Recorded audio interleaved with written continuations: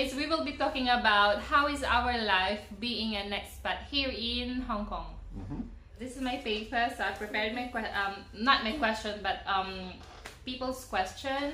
So from the internet. Yeah, friends online and friends here in Hong Kong. Okay. Yeah. So our first question is from Lance. She's my friend here in Hong Kong. They are expat as well. Her husband is from UK and she's from Philippines, and they have one like son. Us. Yeah, like us. So they have one. We got 2 children. Yeah, and she has one son. But soon they will be no longer expat here in Hong Kong. They will be moving to UK. So her question is, family life in Hong Kong is hectic. The pace is fast compared to Philippines or the UK. How do you cope? How do you cope? Is it that fast? Compared to Philippines, yes, I think. But what about UK? I don't know. I think maybe because Lance lives in Central, so she's got a busier life. Yeah, busy city. Yeah, where we live, it's a bit more quieter. Yeah, everybody thinks Hong Kong's just one big city, but it's not. There's lots of little places to Hong Kong. Yeah. So we live in Chu Moon, which is in the New Territories. So it's a big place. It's about 500,000 people live here. Yeah. But it's not quite so hectic. It's not a busy city where in her place there's lots of big buildings, offices, buses like that. And here it's very quiet. Really, it's like a province. Yeah. So compared to Philippines, well, I suppose Philippines can be very laid back. Yeah, of course. Especially during rainy season where everybody just stays at home. Yeah. But UK, I don't know. I don't think it's any different to. I don't think wherever we would be similar because we've got the family life. Both of us are not going out to work at present, so we're both doing our things at home. So to be honest, I don't think it'd be any different wherever we were. I think it's easy for us to cope, especially because I am from Philippines and we live in Hong Kong, but in a place where it's not hectic. So I think it's not so difficult to cope with. I'm gonna link her channel. She's from my YouTube Moms group. So Hubby's getting some coffee. Okay. She's from my YouTube Mom group. So her question, I'm gonna link her channel down below, and this is her channel in this. Yeah, so her question is, do you guys get any backlash for being an expat family? Expat or expat? That's what she said, expat, but it's expatriate. Expat. We used to have pets. We used to have some fish. We have fish. We used to have fish. But then whenever we went away on holiday, we'd come back and some of them would die. Yeah. But that's what fish do, they always die. Yeah. So now expat. Oh, expat. Okay. Expatriate. So do you get any backlash for being expat family? I don't know. We get special treatment sometimes.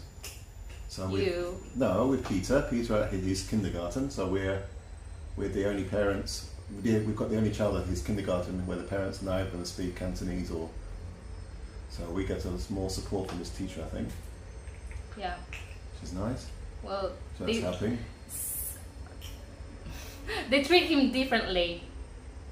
Yeah, like that. So especially because they know that he doesn't speak proper Cantonese. His Cantonese is not his first language, so the teachers, some teachers treat him differently. But we advise the teachers that do not speak to him in English, which they actually do. So actually, Cantonese is going to improve. Yeah, actually, for our children, they treat them differently, but in positive way. But well, okay, do you want to say something about your negative experiences? From my negative experiences, and it's not just being here in Hong Kong because racism is global, of course. But because as a Filipino, it's always been stereotype that if you are a Filipino, you are a domestic helper, and if you are a Filipino in US, I'm sure you are a nurse or something like that. So they always think that I'm a helper, but I don't really care because I used to be a helper, but they always treat me differently. I Like, used to get annoyed when they used to think you were the helper, not the mother of Peter. yeah, because yeah, it's a stereotyping that And not just you, not just, yeah, they not just always Chinese, but also yeah. Filipinos. Yeah, the they same. a lot of Filipinos as well, and lots of Chinese that they always think that I'm not the mother of my children.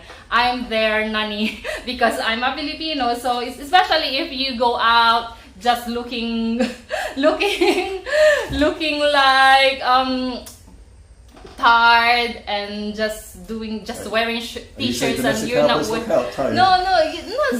it's not something like that, but yeah, the stereotyping that if you are a Filipino you are a helper here in Hong Kong, so that's something like I don't really mind, but it's something like I'm always being branded. So whenever I go out with my children, they always say like, "Oh, he's so cute. Is he a Western?" And I said, "No, he's my son." But oh, really? So they always think that they are not my children, but it's okay. And you've had direct racism a couple of times. yeah, there's there is few encounters that I have I have encounters of racism direct to me, which is really bad. It really put me down, but that really hurts me. So but anyway, whenever we go anyway, racism is global. It's always a problem whenever we go, but I love Hong Kong. I don't really care what they say. And for me, maybe I get the opposite, get the reverse racism, in that people are sometimes kinder to me because I'm Western. So, for example, most of the housing estates here, or the not housing estates, the what would you call it, the tower blocks where the people are living. Usually, you've got the guards downstairs who are meant to be checking people coming in or out, but being Western, I can usually just smile, walk straight in, and just go wherever I want. And for me, your ID. Yeah, that's your ID card. Your ID? I live here.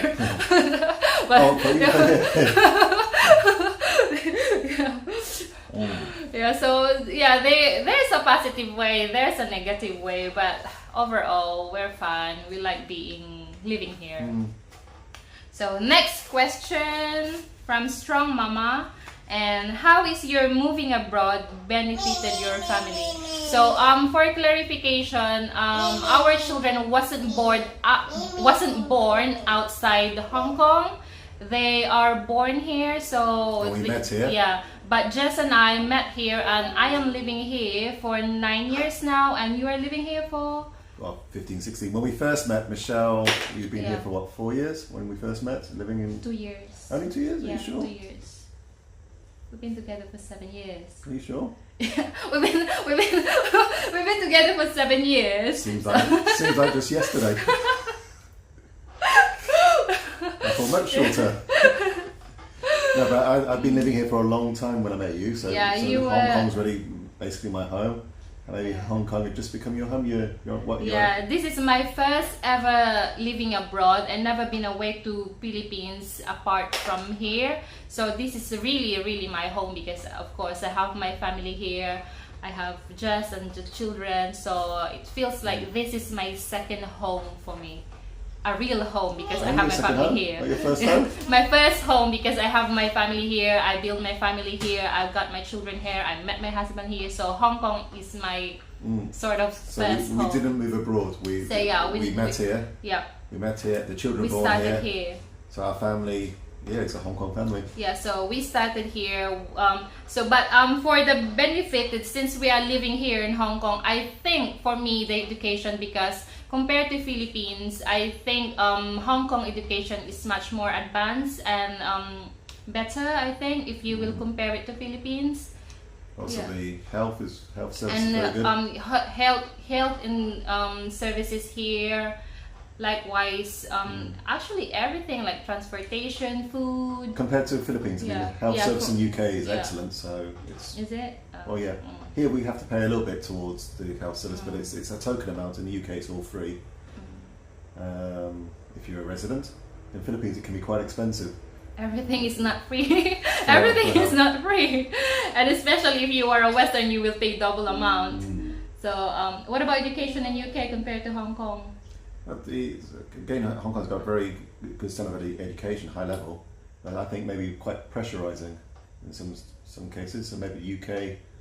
Much more relaxed. No, not less pressure on the children. They learn with less pressure. Yeah, pressure seems to be part of the learning thing. The children have exams from the age of 4 or 5 onwards, and have homework. Peter has homework every night. Felix is here. And here's Felix. Hello, Felix. Hello, Felix. Do you want to say hello to the people? He's gonna knock off the camera. Hello. Hello. Okay. Yeah, that's our lovely one. Yeah. Yes. Yeah. So there's Hong Kong. Oh, transport is excellent here. I mean, Hong Kong is quite a small We place. don't need a car here. We don't really. Yeah. Like, it's much more difficult to have cars here rather than using transportation. Yeah, here you've got Public the transportation. underground, you've got the light rail, which is where we live, got that light rail here. Got trains, got excellent bus services, and when those aren't enough, then you've got taxis and Minibus. Uber, which are reasonable price for Hong Kong. Yeah. So yeah, we don't need a yeah, that's you. So we don't need a car really. Okay. 4th question. So she submitted question before, and hello Felix. She submitted question before and she submitted Who's again. Who's she? Her channel is here. This one I'm gonna link it below Fox as and Bunny. well. And Fox and Bunny, she's Cassidy. So yeah, she's my super friend in online friend. So she has 4 questions. Oh wow, okay. Yeah. So number 1, if you could live in another country, where would you choose? Okay. Where? Well, That can be interesting. I've visited about 80 or 90 countries now, so I'm well travelled. I did a lot of travelling. And where would I like to live? Oh, many places. Maybe one of my favourite parts of the world is Southern Africa, so I wouldn't mind going back to live in somewhere like Namibia or Botswana, somewhere like that. Where else? In Western countries, I like New Zealand. New Zealand's a lovely country, empty, no one lives there, so lots of space for people to live, lots of outdoor sports. How about in Asia? Whereabouts in Asia? Philippines. I wouldn't mind living in the Philippines. I'm sure one day we will live in the Philippines. One day. One day. I'm not ready yet. I'm not ready to go back to Philippines. You think it's yet. too hot? Yeah, it's too hot. In Europe, I like Italy very much, but we'd have to learn the language. For me, I think New Zealand. I think it's a small country. I'm not sure, but I think it's not so busy and it's very beautiful. Never been? I've never been there, but I can see in your relatives Facebook, something like that. That's really, really pretty. So I would love to go to New Zealand and maybe would live there. So yeah, in Asia, Hong Kong. No, except Hong Kong, I'm not sure. Japan. I used to live in Japan. Yeah, Japan. I wouldn't mind living in Japan again. Yeah. Would you like to go to Japan? He's been to Japan. We've been to Okinawa. Went to Japan for 2 days. 2 days. Yeah, 2 days. Yeah. And so yeah, Japan is I think lovely country. Japan, yeah. Yes, You Japan. went there. Second question: do you think you've ever moved to another city or country, or do you plan to stay where you are? Apple. Yeah, I'm sure we'll move one day. We're not going to stay in Hong Kong forever, are we? Or where to? Where? Philippines. Philippines. So I'm not sure because we're still I think the education system here in Hong Kong is better for our children, so maybe we'd still stay here, but who knows? We don't really know. So next question: what is the hardest part of moving to new country? Well, again, we never moved as a family, so we've only moved. As you are, So as you've yourself. only moved once to Hong Kong. Yeah, so because I never been to other Say goodbye country. to your family, probably. Yeah, I never been to other country. I never been Japan. Yes, Japan. I never been to other country except here in Hong Kong, and it was very, very difficult at first. At first, six months to a year to adjust, especially the culture is much different to Philippines, and food. Food, I was so like the first time I eat Chinese food, I can't do it. I can't swallow it, especially that choy some vegetables. I really can't, but yeah. But then after a while I get used to it, and yeah, Chinese food is nice actually. I've moved a few times to Swaziland in Africa, and then to Japan for a few years, and then to here, to Hong Kong. Japan, yes. You want to go to Japan? So I think the most difficult thing is the things you're missing. Family. Yeah, missing the family, but missing friends, but also day-to-day things like not being able to get good cheese, or even when we don't stay for a long time in the Philippines, not being able to get fresh mushrooms, fresh milk. Yeah, fresh milk, not being able to get things like that. Yeah. It's the things which you take for granted, which suddenly so are not it suddenly available. became a big thing when you move abroad. And what languages do you plan to teach your kids? A lot, as much as possible. So far, because Peter goes to local school, so he's learning Cantonese and Mandarin, and his first language, our children's first language is English, because we speak English here at home. But I try my very best to speak to them in Tagalog. When you remember. So yeah, but they can understand Tagalog. Even Felix can say few words in Tagalog, but Let's Peter see. can. Let's demonstrate. Felix, listen to mommy. Felix, anong pangalan mo? Japan. You're not Japan. No, so but for Peter, he's very good. Whenever I speak to him in Tagalog, he understood, even though sometimes he can't speak it. He understood very clearly. So that's something that really good. And he can also understand some of my dialect. And what else? You mean from your village language? Yeah, village local dialect. So when we go to Philippines, your mother speaks that a bit more than she. So then she picks up some of that. Yes, because I speak three languages, Tagalog, Pangasinan, and of course English. The main language here in Hong Kong is Cantonese, of course. Yeah. So Peter's going to the Cantonese speaking kindergarten, so their first language, the kindergarten is Cantonese. But one of the subjects they have to learn is Mandarin, or Putonghua, as we call it here. So he actually, in his kindergarten in K1, he's only 3 years old, but he's learning English, which he's of course very good at. Yeah, of course.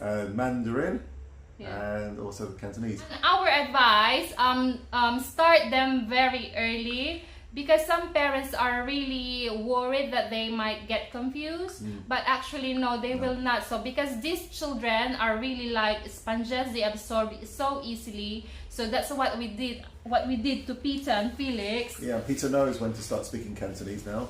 So I think you said the other day you got really surprised when some Chinese-looking people were speaking English. You thought they're speaking the wrong language.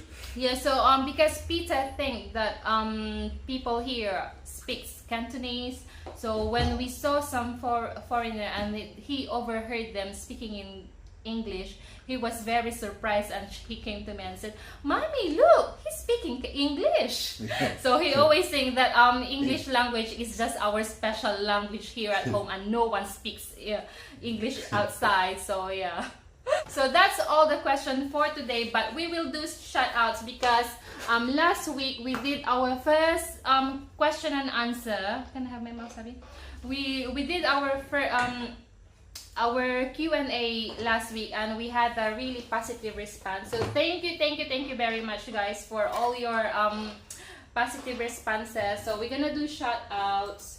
So I'm gonna flash the comments here on the screen, those people who shout outs, and me and Hubby will gonna read it. So from our legacy blog, it's Janelle. She said that I absolutely love your chemistry together. I'm so glad I found you guys because your family is just wonderful to watch. I'm so excited to be in this journey together with you. So thank you very much. Yeah. What? So from Lilita's Kitchen, My turn. I really enjoyed watching you two. You both are so cute together. Thanks for your video. God bless your family. Oh, thank you. Yeah, thank you, Lilita. So check out her blog. She does lots of recipes. So check her out. And next one. From Laundry Talk. Thank you for your hospital birth answer. Decision making between partners is hard, but you two seem to have it handled well. Great parents with great advice. So thank you. And next one. Fox and Bunny Mama's vlogs. Woohoo! Love when a man actually remembers time frames or things. Great job. Oh, it's me. I bet my husband can't tell what month we started dating 9 years ago. Haha. Yeah, but do you remind him the whole time? Do I? Yeah, sometimes you remind me. Yeah, I always remember that, oh, it's gonna be anniversary next week, okay? You have to prepare. No, she put on t-shirts. Very first, she made a t-shirt with our date of when we first met. Yeah, I'm gonna put a picture here. That's our t-shirts.